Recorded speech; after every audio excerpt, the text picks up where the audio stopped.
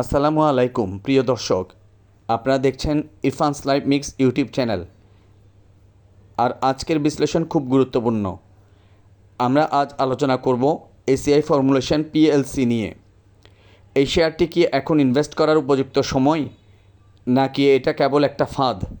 চলুন কোম্পানির fundamental, technical, বাজার আচরণ সব দিক বিশ্লেষণ করে জানি এর ভেতরের গল্প। কোম্পানি পরিচিতি: এসিআই ফর্মুলেশন 1995 সালে এসিআই লিমিটেডের সহযোগী প্রতিষ্ঠান হিসাবে যাত্রা শুরু করে। 2008 সালে তালিকাভুক্ত হয় ঢাকা ও চট্টগ্রাম স্টক এক্সচেঞ্জে। তাদের মূল ব্যবসা কৃষি, রাসায়নিক, হাউসহোল্ড পণ্য, কয়েল, এয়ার ফ্রেশনার এবং ইন্ডাস্ট্রিয়াল প্রোডাক্টস নিয়ে। এই কোম্পানি এক্সোনোভেলের মতো ব্র্যান্ডের সঙ্গে কাজ করে এবং গ্রামীণ কৃষিখাতে বিশাল বিতরণ চেইন আছে।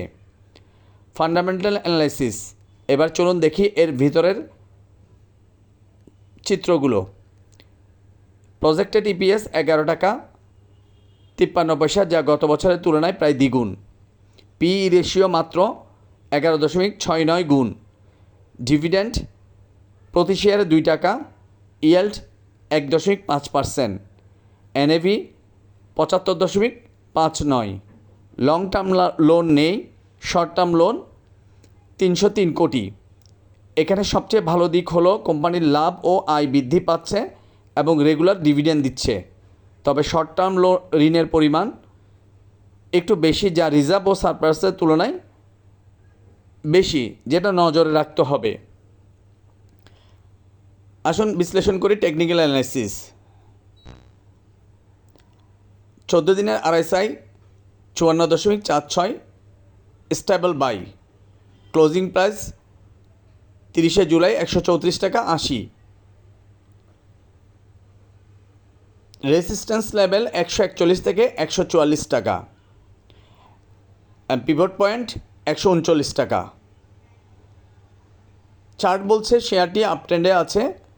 যদি সাপ্তাহিক ক্যান্ডেল 142 টাকার উপরে ক্লিয়ার ব্রেকআউট দেয়, তাহলে নতুন হাই দেখতে পারি।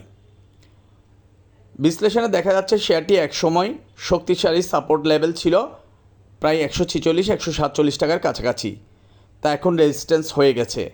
এর অর্থ হলো শেয়ারটির মূল্য প্রাথমিকভাবে এটি বিট করতে হবে। এর পরের ধাপেও চ্যালেঞ্জ আছে।